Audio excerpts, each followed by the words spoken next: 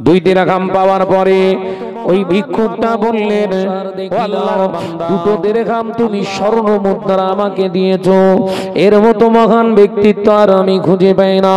Junaid Baghdadi রাহমাতুল্লাহ আলাইহি খামোশ খেয়ে গেলেন। কি বললেন আপনি?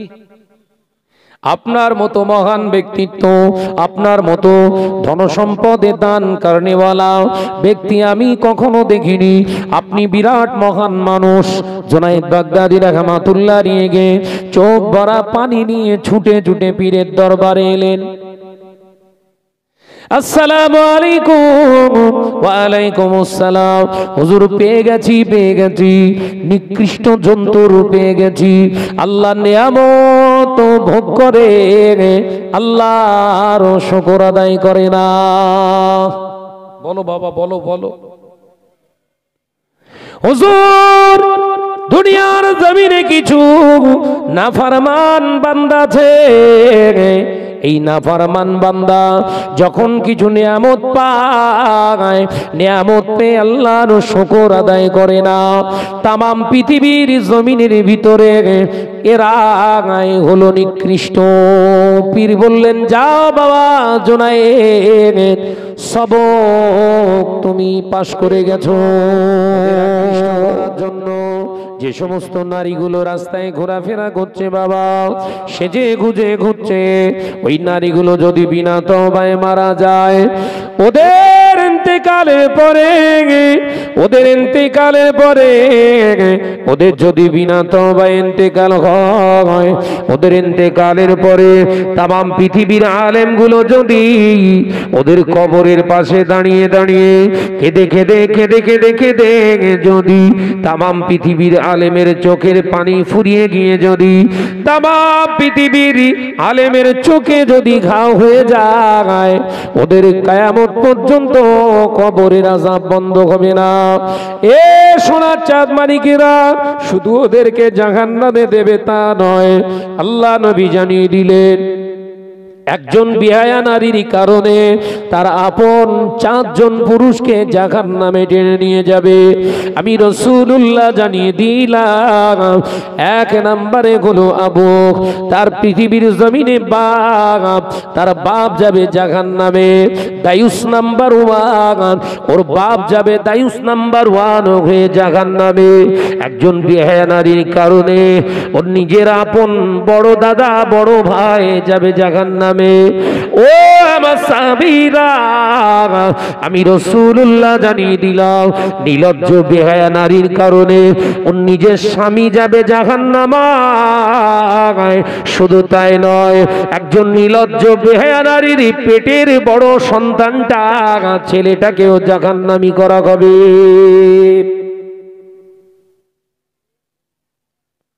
বিশ্বনবী বললেন, একজন বিহায়া নারীর কারণে তার আপন 4 জন পুরুষ জাহান্নামী। শুধু জাহান্নামী নয়, চির জাহান্নামী। আর দায়ুসু লা ইয়াদখুলুল জান্নাহ, দায়ুসরা কোশ্চিন কালে বেহেশতে যাবে না, তার মানে চির জাহান্নামী। কথা বুঝতে পারছেন না বোধহয়? কার কারণে? এই বিহায়া নারী ওই যে বাজারে ঘুরতে সব মেকে হাবিজাবি মেকে, ওরা মেকেছে, ওরা সেজেছে এমনি খরিদ্দার ধরার জন্য। এই কথা বলছেন না কেন? সাজা গোজা শরিয়াতে হারাম নয়, ইসলাম আপনাকে হালাল বানিয়েছে। সাজা গোজাটাও হলো সুন্নাত, তবে শরিয়াতের শর্ত হলো 3টে। কটা? মেয়েরা সাজতে পারে, সাজাটাও হলো ইবাদত, জানেন? মেয়েরা সাজতে পারে, হ্যাঁ মেয়েরা সাজুগুজু করতে পারে, শর্ত হলো 3টে। কটা বাবা?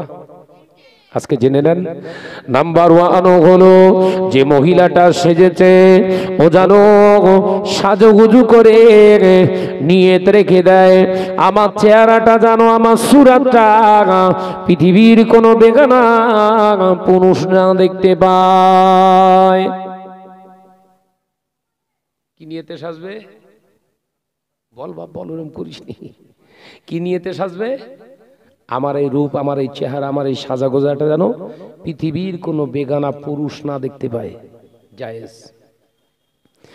ও নওজওয়ানেরা, আল্লাহ নবী দো জানের বাদশাহ হাবিবুল্লাহকে, নবী জনাবে মুহাম্মদুর রাসূলুল্লাহকে সাল্লাল্লাহু আলাইহি ওয়াসাল্লাম পাক জবানে জানিয়ে দিলেন, দ্বিতীয় নম্বর শর্ত হলো ওই মহিলাটা জানো স্বামীর সন্তুষ্ট করার জন্য সাজে, স্বামী ছাড়া অন্য কেউ যেন আমার দিকে না ফিরে আনন্দ উপভোগ না করে।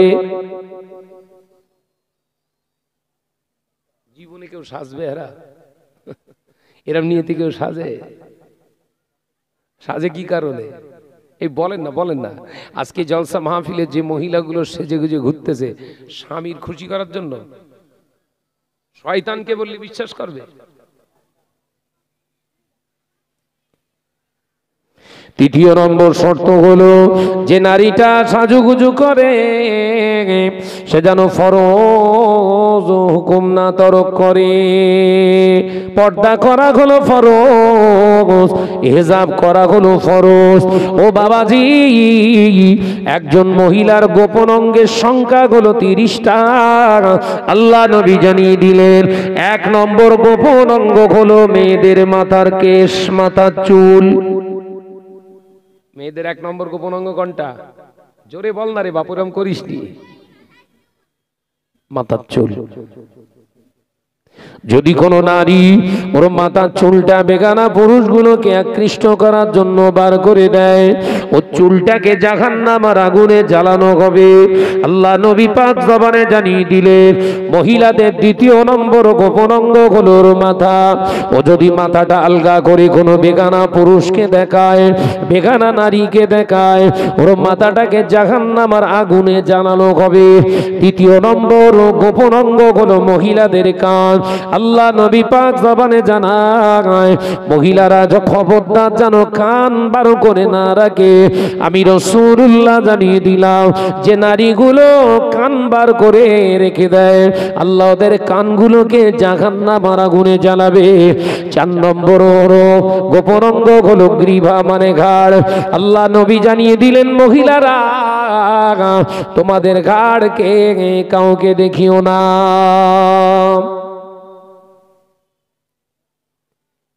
এই যারা ঘুরছে এদের মাথা জাহান্নামে, চুল জাহান্নামে, কান জাহান্নামে, ঘাড় জাহান্নামে, কাঁধ জাহান্নামে, হাত জাহান্নামে, পা জাহান্নামে, পেট জাহান্নামে। তেরকা কি জান্নাতে দেবে বাপ? আর কান টানলে কি আসে? জোরে বল বাবরম, করিস নি, আমার সঙ্গে কথা বলতে হবে। কান টানলে কি আসে? মাথা, মাথা গোটা বডি আসে। কান টানলে মাথা আগে আসে, কিন্তু আসে তো গোটা বডি। এ নওজওয়ানেরা, নামাজ পড়া যেমন ফরজে আইন, 17 টাকা হলো ফরজে আইন। কোন মুসলমান যদি 5 ওয়াক্ত নামাজ আদায় করে, ওর ঘরের বিবিটা যদি পর্দা নিশিনা না হয়, ওর ঘরের যুবতী মেয়েটা যদি পর্দা নিশিনা না হয়, হেজাবিনী না হয়, ওই মুসল্লি মুরব্বির ঠিকানা হবে জাহান্নাম। আল্লাহ নবী পাক জবানে জানিয়ে দিলেন, এ দুনিয়ার মুসলমানেরা, এ আমার উম্মাত উম্মাতিরা, দিন ইসলামকে প্রতিষ্ঠিত করার জন্য একটা পুরুষের কর্তব্য দায়িত্ব পালন করার জন্য, ইসলামকে সঠিকভাবে মূল্যায়ন করার জন্য, আল্লাহর হুকুমকে পালন করতে গিয়ে আমি নবী একটা দুটো নয়, আমার জীবন সঙ্গিনী বানিয়েছি আমি 11টা। আমি নবী আমার পাকা ঘরও ছিল না, 2 তলা ঘর আমি বানতে পারিনি। খাজুর গাছের ছাওয়া চাটাই তৈরি করে আমি নবী ঘর তৈরি করেছি। আমার বিবিদের আমি ভালো ভালো কাপড় দিতে পারিনি, গহনা দিতে পারিনি। আমার বিবিদের আমি ভালো ভালো খাবার যোগান দিতে পারিনি, কিন্তু আমার 11 জন বিবিদেরকে নিয়ে গর্ব করতে পারি। কিয়ামত হয়ে যাবে, আমার একটা বিবির চেহারা রূপের বর্ণনা কেউ দিতে পারবে না। জোরে বলে কটা বলেছি? আর তোমার একটা এলাকা চষে বেড়াচ্ছে, মসজিদে আল্লাহর খুঁজতেছো, কোথায় পেয়েছে সব তরিকা? এ তো শয়তানের তরিকা। এরা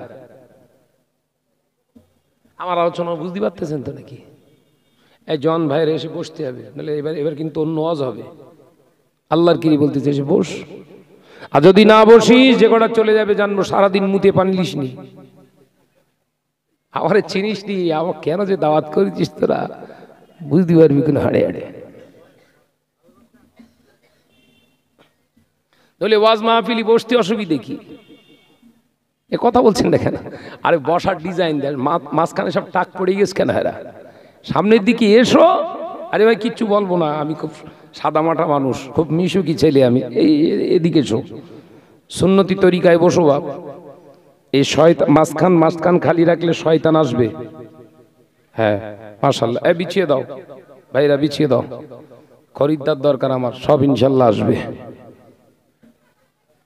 এসো এই ছেলেরা, এই তো বসলি, এর ভেতরে শেকড়। সামনে বাপ। এ নজনেরা, যুবকেরা, ছেলেরা, বাচ্চারা, পর্দানিশীন মা বোনেরা, রাগ করবেন না। আমি মহিলা বিরোধী নই। মহিলা যদি বিরোধী হতাম, আমার বিবিও একজন মহিলা। মহিলা বিরোধী যদি আমি হতাম, মহিলা বিরোধী যদি আমি হজ করতাম, আমার মা কলেজার মা, সেও তো একজন মহিলা। আমি যদি মহিলা বিরোধী হতাম, আমার দুইটি কন্যা আল্লাহ দিয়েছে, আমি তাদেরকে নিয়ে জীবন যাপন করতাম না। আমার একটা দুটো বোন নয়, পাঁচটা আপন বোন আমার। মহিলা বিরোধী আমি নই। আমার নারীর সংখ্যা যখন এত বেশি, আমার দায়িত্ব আছে আপনাদের ঘরের মা বোনটাও যেন ক্ষতিগ্রস্ত না হয়।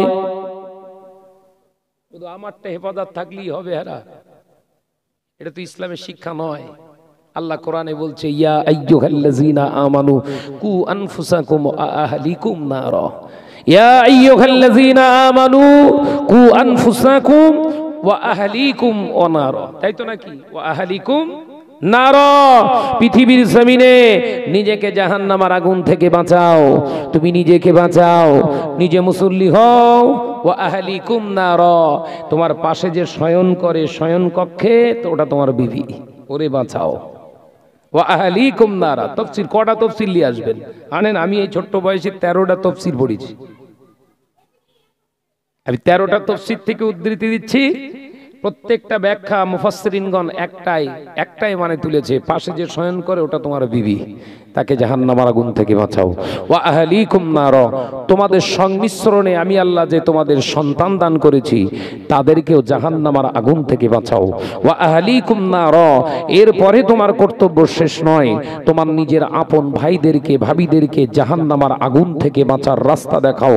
ওয়া আহলিকুম নারা, এরপর তোমার বাপ মা যদি শরিয়াত বিরোধী কোনো কাজ কীর্তিকলাপ করে, তাদেরকে জাহান্নামের আগুন থেকে বাঁচার রাস্তা দেখাও।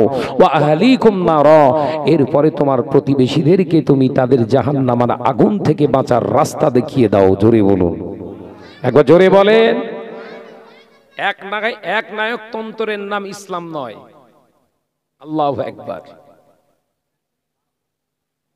এক নায়ক তন্ত্রের নাম ইসলাম নয়।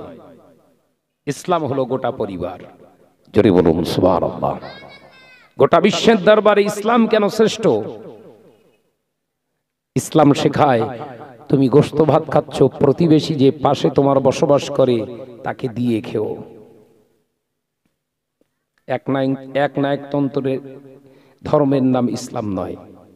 অস্পৃশ্যতার ধর্মের নাম ইসলাম নয়। কালো সাদা ফর্সা কালোর ধর্মের নাম ইসলাম নয়।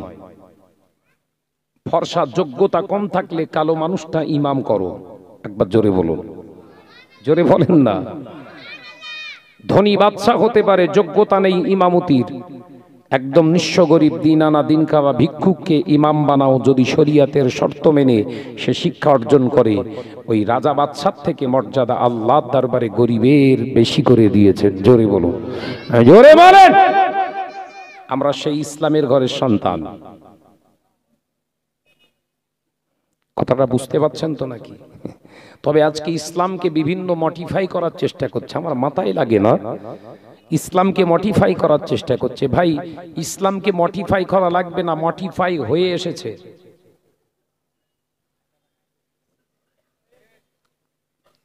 ইসলাম তো টোটালটাই একটা মডেল, ফ্যাশন। এর নতুন করে আবার মডিফাই করতে হবে কেন? আজ থেকে 1443-44 বছর আগে রাসূলুল্লাহ যে ইসলাম পৃথিবীর জমিনে দিয়ে গেছেন, এই ইসলামটার আর নতুন কোনো সংযোজনের প্রয়োজন নাই। এটাই হলো নাজাতের রাস্তা, এটাই হলো ফ্যাশন, এটাই হলো মডেল, এটাই হলো আমাদের জন্য দৃষ্টান্ত। একবার জোরে বলুন, একবার জোরে বলেন। কাতার বিশ্বকাপ হলো, কোরআন তেলাওয়াত দিয়ে বিশ্বকাপ স্টার্ট হচ্ছে। ইসলামকে নতুন সজ্জায় সাজ্জিত করছে। জাহান্নাম রেডি না দেরি আছে? এই কাতারের কাছ থেকে শিখতে হবে ইসলাম। নবী ইসলাম দিয়ে যায়নি। ফুটবল খেলা হারাম, হারাম খেলা চালনা হচ্ছে কোরআনের আয়াত দিয়ে। কিছু হুজুর, জানি না আল্লাহ তাদের কিরকম জ্ঞানী করেছে, সে ফতোয়া দিচ্ছে ইসলামকে সৌহার্দ্যপূর্ণ ধর্ম, মানুষের কাছে পৌঁছে দিচ্ছে। কোথায় পৌঁছাচ্ছ? খানায় নেবে? কোথায় পেয়েছো? নাকি বাজি ধরার জন্য বক্তব্য রাখছে না, মাথায় ঢুকছে না? ভাইরাল হওয়ার জন্য বোধহয় বক্তব্য দিচ্ছে। সব আছে তো ভাইরাল করার জন্য, কিছু বলে দিলেই ভাইরাল। কথা বুঝতে পারছেন না? যে কথার হাতামাতা নেই, যুক্তি নেই, লজিক নেই, ফিজিক্স নেই, কিচ্ছু নেই, ফটাং করে একটা কথা বলে দিয়েছে, বিরাট ভাইরাল। এরাও তো তৈরি, মেয়ে ছেলেও ছাড়ে না, সব ফটোর ভেতর দিয়ে মলি সাহেবের ফটো দিয়ে লাগা, সব জাহান্নামে যাবে। এই ইউটিউবাররা, অধিকাংশ ইউটিউবার সব বিনা হিসাবে জাহান্নামে যাবে। তার কারণ জানেন? আলেমের পাশে মহিলাদের ফটো দিচ্ছে, এদের হিসাব হবে না, বিনা হিসাবে।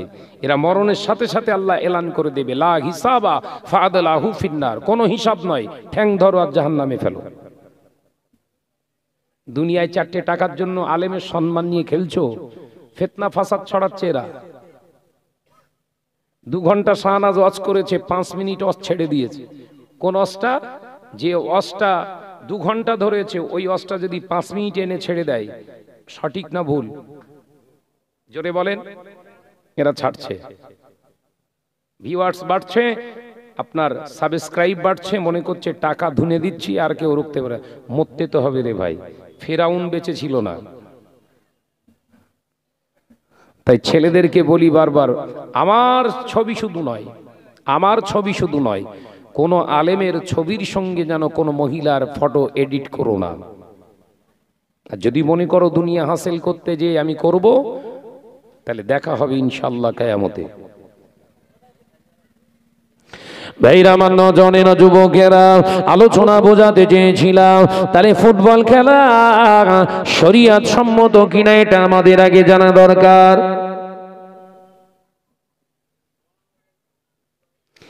এ নজনেরা, কান খুলে শুনে কি দিই, 3টি খেলা শরীয়তে হালাল। এক নাম্বার হলো নিজের বিবির সঙ্গে গভীর রাতে উঠে যাও, পূর্ণিমার চাঁদে, পূর্ণিমার রাতে, জ্যোৎস্না রাতে উঠে যাও। একটি চেটিয়াল ময়দান যদি খুঁজেও না পাও, বাড়ির ছাদের উপরে উঠে যাও, স্বামী স্ত্রী দুজনা মিলে ছাদের একবার ওই কোণে একবার এই কোণে দৌড়াদৌড়ি করো। নিজের স্ত্রীর সঙ্গে দৌড়ানো প্রতিযোগিতা করা হলো সুন্নাত। জোরে বলে, বিবির সঙ্গে দৌড়ানো প্রতিযোগিতা সুন্নাত। তার ঘরের বোনাইগুলো শালিলে দৌড়চ্ছে। এদের কবরে বাস পড়বে না পড়বে না? কথা বলছেন না কেন? সানাদের কথা খুব খারাপ। বৌরেলেরই ঘর বাজারে, বৌডাল নেবে না। দেখতে খুব একটা ভালো না, কিন্তু মেজের শালিটা বিরাট ভালো। আর ও বোনায় না কুকুর। কথা বলছেন না কেন? রেগে যাচ্ছেন? আমি তো নির্দ্বিধায় নির্বিচিত্তে আলোচনা করছি, আমার তো ভয়টাই কিচ্ছু নেই। বিশ্বনবী ওই জন্য বললেন, খবরদার বোনাইয়ের সামনে শালি, শালির সামনে বোনাইকে প্রেজেন্ট করো না, হারাম। সঙ্গে নিয়ে ঘোরা তো অনেক দূর, প্রেজেন্ট করা রাসূল হারাম করে গেছে। কটা হাদিস নেবে, কটা দলিল চায়? আর আমাদের ঘরের মা, আমাদের ঘরের চাষিমা গুলো বলতে যায়, এমানা ফাতেমা তোর ওই দুলাভাই এসে যা একটু লেজা বাজারে ঘুরে আয়। এই মার কবরে বাস পড়বে না পড়বে না? আল্লাহ নবী তো জানের বাদশাহ হাবিবুল্লাহ নবী জনাবে মুহাম্মদুর রাসূলুল্লাহ সাল্লাল্লাহু আলাইহি ওয়াসাল্লামের কলেজার জামাতা যুন্নুরাইন বলা হয়। যুন্নুরাইন শব্দের অর্থ হলো দুটি আলোর অধিকারী, দুটি নূরের অধিকারী। হযরত উসমান ইবনে আফফান রাদিয়াল্লাহু তাআলা আনহু আমার নবী দুটি কন্যাকে তিনি বিবাহ করেছিলেন। এ নওজওয়ানেরা, যুবকেরা, হযরত উসমানকে প্রশ্ন করা হলো, ও নবী পাকের সাহাবী ভাই উসমান, আল্লাহ নবীর কলেজার দুটি কন্যাকে আপনি বিবাহ করেছেন, রাসূলুল্লাহর সঙ্গে আপনার দৃঢ় সম্পর্ক, আপনার শাড়ি আমাদের মা হযরতে ফাতেমা সম্পর্কে একটু আলোচনা করে। ফাতেমার কেমন দেখতে ছিল, গায়ের রং কেমন ছিল, ফাতেমার উচ্চতাটা কেমন ছিল, ফাতেমার কণ্ঠস্বর কেমন ছিল। হযরতে উসমানের চোখ দিয়ে পানির টুসা গড়ায়, হযরত উসমানের চোখ দিয়ে পানির টুসা গড়িয়ে যায়। হযরত উসমান বাচ্চা ছেলের মতো রোনাজারি করতে লাগলেন। আল্লাহ নবী সাহাবীরা ওই সময় প্রশ্ন করেছিলেন, ও নবী পাকের সাহাবী উসমান, রোনাজারি কেন করো? আম্মাজান ফাতেমার কথা বলতে গিয়ে কেন রোনাজারি করো? হযরতে উসমান ইবনে আফফান রাদিয়াল্লাহু তাআলা আনহু চোখ ভরা পানি নিয়ে বলেছিলেন, ও নবী পাকের সাহাবীরা, ও নবী পাকের জলিল কদর সাহাবীরা, আল্লাহর কসম করে বলি, আমার নবী পাকের কলেজার দুটি টুকরিকে আমি বিবাহ করেছি। এটা যেমন সত্য আমার শালী আম্মাজান ফাতেমা ছিল, আমার ছোট বোন ফাতেমা শালী ছিল, এটাও তেমন সত্য। কিন্তু আল্লাহর কসম করে বলি, ফাতেমা দেখতে কেমন, ফাতেমার চেহারা কেমন, ফাতেমা ফর্সা না কালো ছিল, কতটা হাইট ছিল, রোগা ছিল না মোটা ছিল, আমি ফাতেমাকে কোনোদিন সামনে দেখতে পাই না। জোরে বলেন। তুমি মা হয়ে কি করে আইবুড়ো মেয়েটাকে তুলে দিচ্ছ? কোথায় পেয়েছে সব শরিয়াত? তুমি জানো সমাজে বহু বোনাইয়ের দ্বারা শালী ধর্ষিত হচ্ছে? কথাটা ভুল বলতিস বোধহয়। তুমি জানো সমাজে বহু বোনাইয়ের দ্বারা শালী প্রেগনেন্ট? রিপোর্ট আছে না নাই? জ্ঞান কবে হবে? শুধু নামাজ পড়ে মাথা ঠুকলি আল্লাহ পাওয়া যায়? কোথায় পেয়েছে সব? বিহায়াপনাটা বন্ধ করো, করে 2 রাকাত নামাজ পড়ো, ওটাই আল্লাহর দরবারে খুশি। একবার জোরে বলো, বিহায়াপনা বন্ধ করো। বিহায়াপনা ইসলামে হারাম করেছে। কথা বুঝছো না? কোথায় গেল সেই হায়া? রাসূল বললেন, আল হায়া ও শুবাতুম মিনাল ঈমান। বিশ্বনবী বলেছেন, বাবা সাহাবীরা, লজ্জা হলো ঈমানদারের ঈমানের একটি শাখা। একবার জোরে বলো, জোরে হবে না? কোথায় তোমার লজ্জা? ঘরে জামাই এসেছে, পুরুষ কেউ নাই, তুমি শাশুড়ি, তোমার জামাইয়ের পানি পৌঁছানো, খাবার পৌঁছানো সব করো হেজাবের সঙ্গে। হেজাবের সঙ্গে হাতের 10টা আঙুলে হাতের কবজা পর্যন্ত আলগা রেখে, আইয়াফি সূরাত, মুখমণ্ডলটাকেও আলগা রাখতে পারো। শর্ত হলো যদি ঠোঁট দুটো ভালো হয়, ঢেকে রাখা ওয়াজিব। এসব আলোচনা তো হবে না, আর হলে জীবনের দাওয়াতও দেবেন না। কথা বলছেন না কেন? আবু হানিফা রাহমাতুল্লাহ আলাইহি ফতোয়া লিখছে, কোন নারীর এই দুটি ঠোঁট যদি সুন্দর হয়, তার মনে যদি এই রকম চিন্তা তৈরি হয়, আমার ঠোঁট দুটো খুব সুন্দর, পুরুষরা দেখলে আকৃষ্ট হবে, এই ঠোঁট দুটো ঢেকে রাখাও হলো ওয়াজিব। আর আমাদের ঘরের মেয়ে ছেলেগুলো সে কালো ঠোঁট হোক আর ফর্সা ঠোঁট হোক, লাল মেত্তেজ হতে আবার। ভুল বলতিস বোধহয় নাকি? তার মানে কি, তোর ফিরতে বাধ্য করাবো, ফিরবি না মানে? শরীয়তের মসলা, যদি নিজের মনে হয় যে আমার এই ঠোঁট দুটো দেখলে বেগানা পুরুষ আকৃষ্ট হতে পারে, তাহলে ওই মহিলার ঠোঁট দুটো ঢেকে রাখাটাও, কথা বুঝতে পারছেন না, ওয়াজিব, আবশ্যক।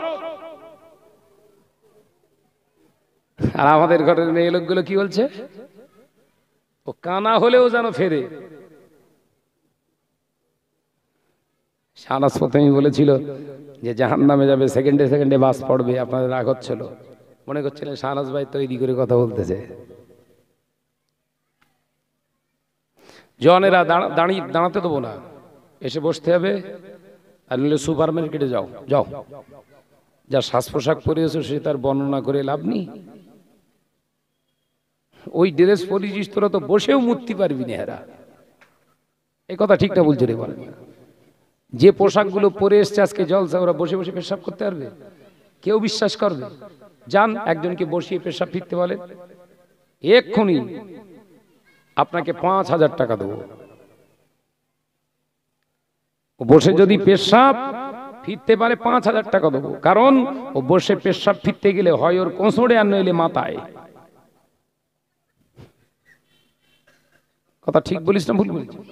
ওরে বসার কোনো লাইন নেই, ও প্যান পরে বসা যায়? হারা ওই প্যান পরে সব জলসা শুনতে এসছে নাকি? কেউ বিশ্বাস করে? হ্যাঁ, ও জলসা শোনার প্যান।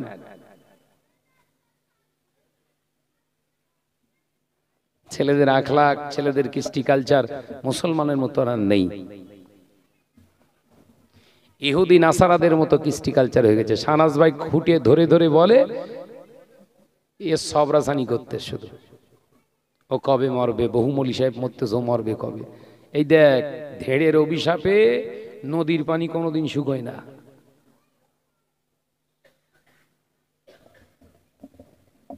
এ নজনেরা, যুবকেরা, ছেলেরা, বাচ্চারা, হযরত উসমান রাদিয়াল্লাহু তাআলা আনহু আমার নবী পাকের জামাতা দুটি কন্যাকে বিবাহ করেছিলেন। হযরত উসমান বলেছিলেন, ও নবী পাকের সাহাবীরা, আমার ছোট্ট বোন আমার শালী ছিল, এটা যেমন সত্য, জীবনে কোনোদিন তার কথার আওয়াজটা আমি উসমান শুনতে পাইনি। এ নজনেরা, এর দ্বারা প্রমাণ হলো রাসূলুল্লাহর ঘরের সংখ্যা কম ছিল, রাসূলুল্লাহর পাকা ঘর ছিল না, কিন্তু মেয়েদের বেহায়া অবস্থায় রাখেন না। আল্লাহ নবী পাক জবানে জানিয়ে দিলেন, যদি আদর্শ পিতা হতে চাও আমি রাসূলুল্লাহর ফলোয়ার হয়ে যাও। জোরে বলেন, আদর্শ পিতা হতে গেলে আমি রাসূলের ফলোয়ার হওয়া লাগবে। আদর্শ পিতা, নামাজি পিতা হওয়া যাবে, রোজাদার পিতা হওয়া যাবে, হাজি পিতা হওয়া যাবে, মাওলানা পিতা হওয়া যাবে, পীর সাহেব পিতা হওয়া যাবে, মোবাল্লেগ সাহেব পিতা হওয়া যাবে, আমির সাহেবও পিতা হওয়া যাবে, দাড়িওয়ালা মুসল্লিওয়ালা পিতা হওয়া যাবে। আদর্শ পিতা হতে গেলে রাসূলুল্লাহর নির্দেশ মানা যায়।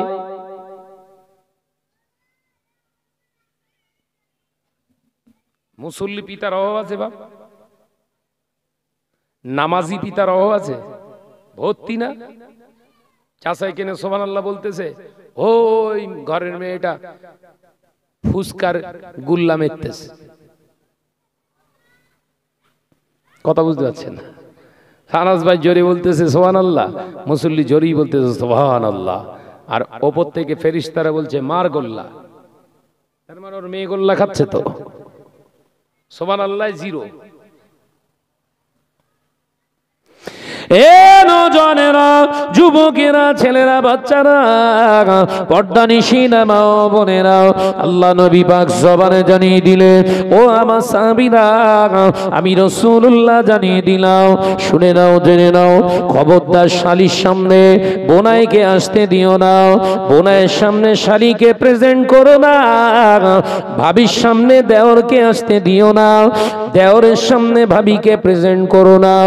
এগুলো যদি যখনই প্রেজেন্ট করবে, জানবে 10টা মালিকাল মউত আজরাইলের থেকে ডেঞ্জার জোন। 10টা আজরাইল আসলে যে ভয়ানক পরিস্থিতি, তার থেকে ডেঞ্জার জোন। শালীর সামনে বোনাই, বোনাইয়ের সামনে শালী, দেওরের সামনে ভাবি, ভাবির সামনে দেওর। কি বার শুনবেন? এলাকায় বিবাহ হলে মুসলমানের, ওরা আবার রং খেলা করে। আচ্ছা, আপনাদের না নেই? আছে? রং খেলা করে, দেওরের গায়ে ভাবি হাত দেয়, রং মারে। ও দেওরের গায়ে রং মারলো না, সোজা কোরআনের গায়ে রং মেরেছে।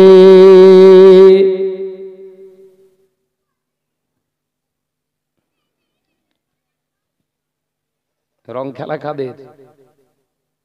আল্লাহ নবী পাক জবানে জানিয়ে দিলেন, তাশাব্বাহুল ইয়াহুদু ওয়ান নাসারা লা ইয়াজুজু হাররামা হাররামা হাররামা ওয়া মাসাবিরা। আমি রাসূলুল্লাহ জানিয়ে দিলাম, ইহুদি নাসারা বেদিন বেঈমানদের তাশাব্বা করা তোমাদের জন্য হারাম। রং খেলা কাদের?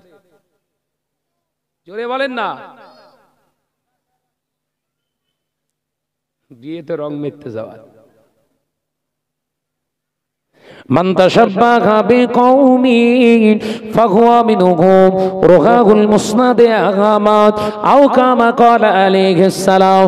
আল্লাহ নবী পাক জবানের হাদিসটি মুসনাদে আহমদ শরীফ বলে একটি সিয়াসত তার অন্তর্ভুক্ত একটি হাদিসের কিতাব। হুজুর লিখছেন, যে কওমের অনুকরণ করে দুনিয়াদারি তুমি করবে, কিয়ামতের দিন তার সঙ্গে হাসর নসিব হবে।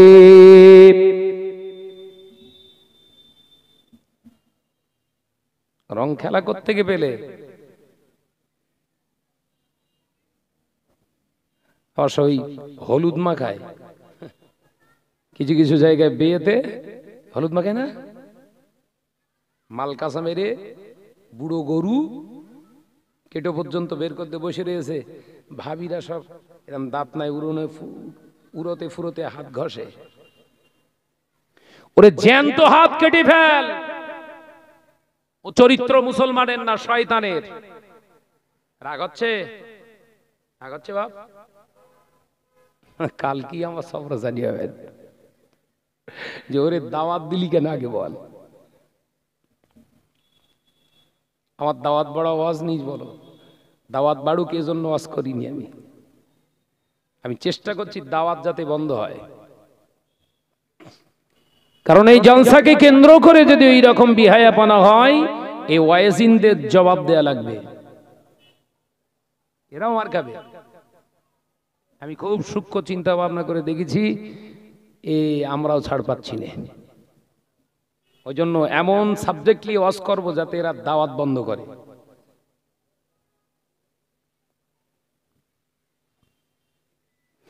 এ নওজওয়ানেরা, আজ থেকে 30-35 বছর আগে এলাকায় জলসা মাহফিল দিতেন কারা? নামাজি, দাড়িওয়ালা, জুব্বাওয়ালা, পিরানওয়ালা মুসল্লিরা জলসা মাহফিল দিতেন। মুসল্লি চাচা জানেরা জলসা মাহফিল দিতেন। 5 ওয়াক্ত নামাজ আমরা পড়ি, গ্রামের কিছু মুরব্বী রয়েছে নামাজ পড়তে চায় না, ঘরের মহিলারা পর্দা করতে চায় না, শরিয়ত মানতে চায় না। আমরা নিষেধ করি, আমাদের কথা শোনে না। চল একটা মাহফিল করি, চাঁদা কালেকশন করে আলেম হুজুরদেরকে ইনভাইট করি, দাওয়াত দিই। তারা এসে যদি কোরআন হাদিস দিয়ে একটু বোঝায়, আল্লাহ হিদায়াতের রাস্তা যদি খুলে রাখে, নসিবে যদি হয়ে যায়, কিছু পরিবর্তন হয়ে যাবে। এই নামাজি মুসল্লি চাচারা জলসা মাহফিল গুলো আয়োজন করতেন। কথা বলছেন না কেন, জোরে বলেন না। এখন জলসা দেয় কারা? যারা মুতিয়ে পানি নেয় না। অধিকাংশ জলসা কমিটির ছেলেরা পেচ্ছাপ ফিরি পানি নেয়। তবে আল্লাহকার এই কুলতলা এলাকার ছেলেরা সব ভালো, এরা পানি না পেলেও সামনে পুকুর থাকলে ঝাঁপ মারে, এরা সব ভালো। নবিয়ানা মাহফিলের জন্য 10,000 টাকা যে ছেলেটা চাঁদা দেয়, 10,000 টাকা চাঁদা দিতে একবারও কণ্ঠিত বোধ করে না। ওই ছেলেটা জলসার দিনে জলসার তারিখে 50 টাকা নাপ্তির হাতে তুলে দিয়ে বলে, ফোম মেরে দাড়ি কাট, জলসা হবে, নবীকে জবাই করতেও দ্বিধাবোধ করে না। ও মুসলমান, এই জলসা দিয়ে তুই নাজাত পাবি কোথায়? আমার আলোচনা বুঝতে পারতেছেন না? একদম গোদা বাংলা রজ হচ্ছে আল্লাহর কি।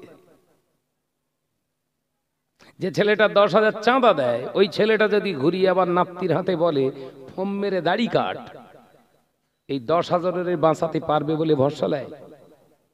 আমার তো জানা নেই, জ্ঞান কম।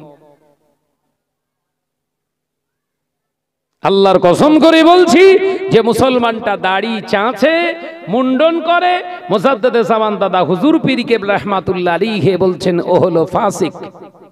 আর ফাসিক শব্দের অর্থ হলো প্রকাশ্য দিবালোকে গুনাহকারী।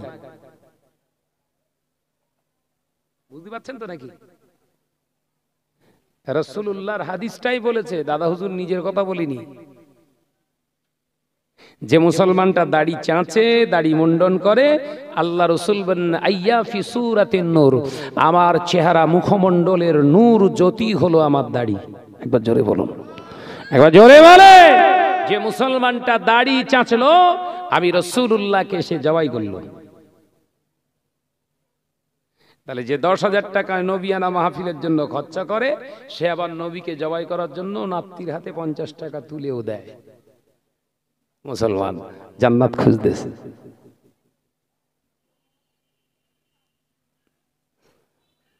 আমাদের সাবধান হতে হবে, সচেতন হতে হবে।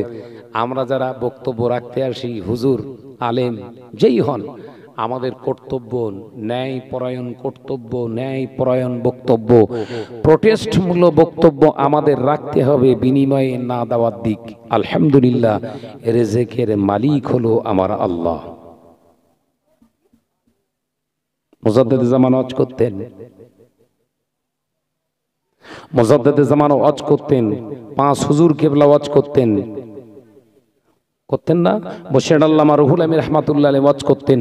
তানাদের ওয়াজে তাসির হতো এত, যে মাহফিলটাই হুজুররা ওয়াজ করতেন, সেই মাহফিলে বিড়িখোর, তাসখোর, বেনামাজি, বেপর্দা নিশিনা এই সমস্ত মানুষগুলো বসে থাকতো, ঝরঝর করে কাঁদতেন। এই মাহফিল থেকে তওবা করে ঘরে ফিরে যেতেন। ফজরের নামাজ পড়ার পরে তাদের সুরাতগুলো দেখলে মনে হয় ইহদিনাস সিরাতাল মুস্তাকিমের রাস্তা ধরে ফেলেছে। একবার জোরে বলেন। আর আমাদের ঘরের ছেলেরা জলসা মাহফিলকে কেন্দ্র করে আয়োজনে আসে, ওদের চেহারা দেখলে মনে করে নাম্বার ঠিক জায়গায় দেশে। কথা বলছেন না কেন? আরে হুজুরির গাড়িও বাদ যায় না, পেছনে ধুলো মতো লেগে রয়েছে, ওতে নাম্বার লিখে চলে গেছে।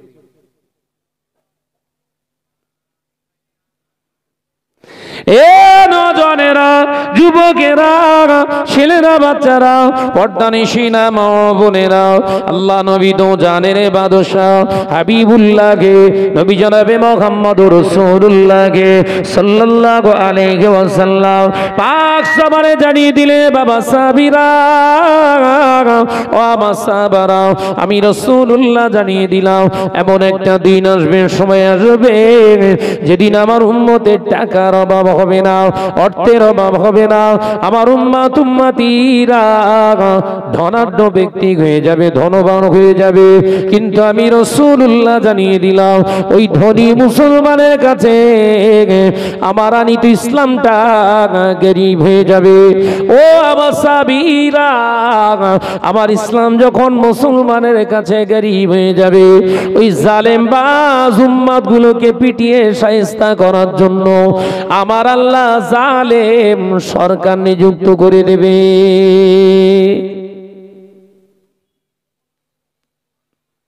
বলেন অ্যাকশন শুরু হয়েছে না হয়নি? আলোচনা উপলব্ধি করতে পারছেন তো?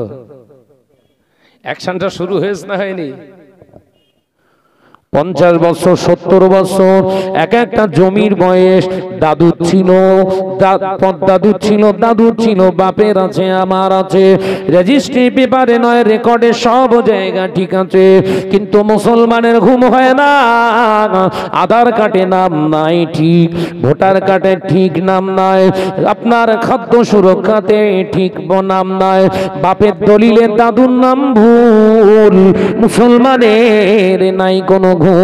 অথচ এই পৃথিবীর জমিন থেকে আল্লাহ তানারা খাবি স্বপ্ন যোগে হযরতে খাজা গরিবে নওয়াজকে পাঠিয়েছিল, ও বাবা মঈনুদ্দিন যাও, হিন্দুস্তানে আমি রাসূলুল্লাহ যেতে পারিনি, একটি পাহাড়ি উপত্যকায় যাও, এই মাটির সঙ্গে যদি মাটি মিলে যায়, ওই জায়গার জন্য আল্লাহ তোমাকে দিনের দায়ী হিসাবে কবুল করেছে।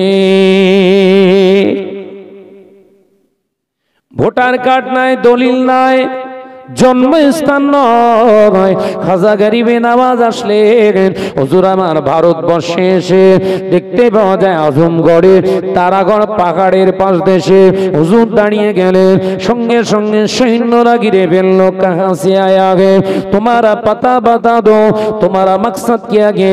হযরতে খাজা গরিবে নওয়াজ মুস্কি হেসে বললেন, এ জমিন জিসকি গে हम उसी की बंदे गे। সার্টিফিকেট।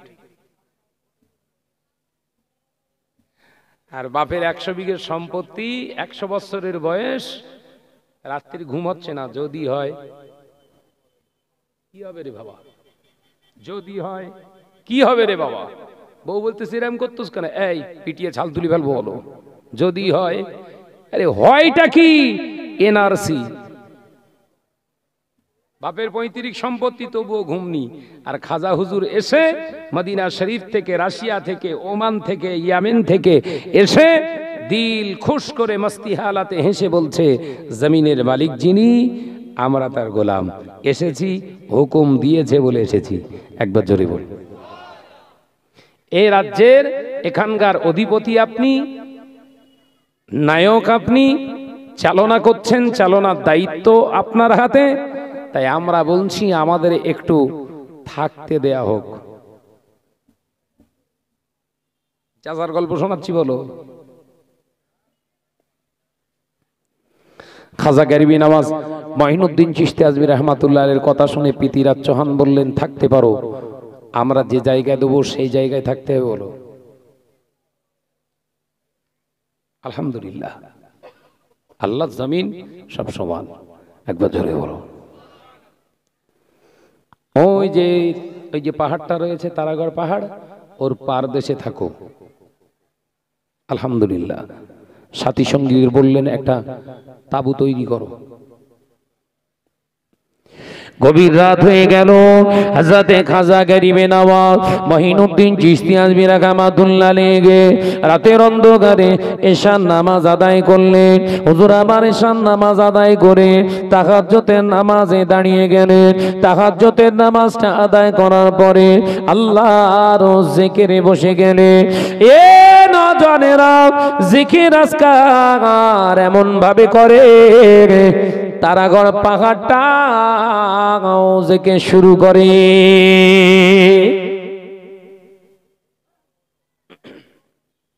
তারাগড় পাহাড়টাও মাথা দোলাচ্ছে।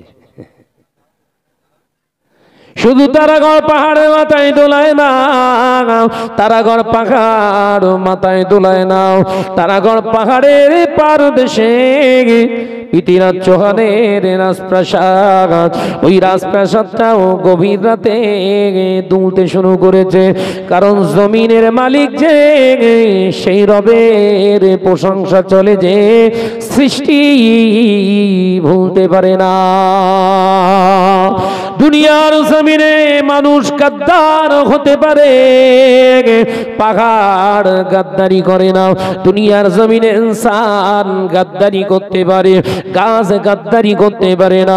পৃথিবীর জমিনে এই জমিনের মানুষগুলো আল্লাহ জিকিরে ভুলে যেতে পারে, আল্লাহ সৃষ্টি সমস্ত কায়নাত আল্লাহকে ভুলে না। এই যে গাদ্দার নিয়ামত পেয়ে এদের চুলকুনি হয়। আগে টাকা পয়সা ছিল না, 5 ওয়াক্ত নামাজ পড়তো, যেই টাকা পয়সা হয়ে গেছে ওরা সময় নেই। এই কথা বলছে না কেন? গাদ্দার।